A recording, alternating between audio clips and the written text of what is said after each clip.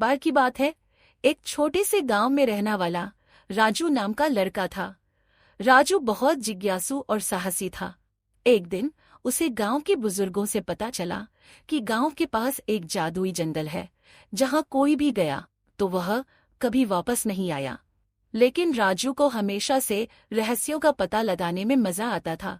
उसने ठान लिया कि वह जादुई जंगल की सच्चाई का पता लगाएगा। अगले दिन सुबह सुबह राजू जंगल की ओर निकल पड़ा। जैसे ही उसने जंगल में कदम रखा, उसे महसूस हुआ कि यह कोई साधारण जगह नहीं है। पेड़ अपने आप बात कर रहे थे, फूल संगीत बजा रहे थे और नदी सोने की तरह चमक रही थी।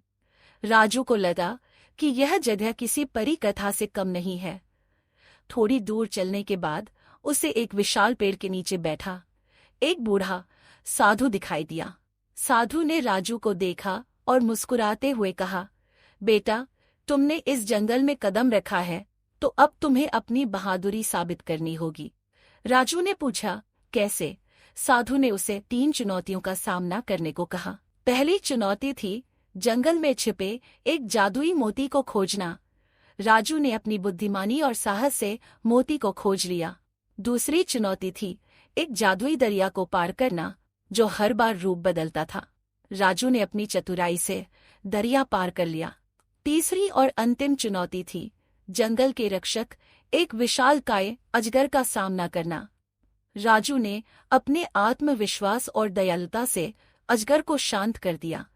साधु ने प्रसन्न होकर राजू को आशीर्वाद दिया और कहा, तुमने साबित कर दिया कि सच्चा साहस और बुद्धिमानी ही जादुई। अब ये जंगल तुम्हारे लिए सुरक्षित है।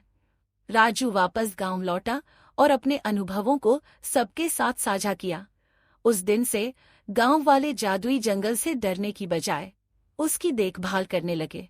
राजू ने समझा कि हर रहस्य को सुलझाने के लिए केवल साहस ही नहीं, बल्कि प्रेम और समझदारी भी जरूरी है।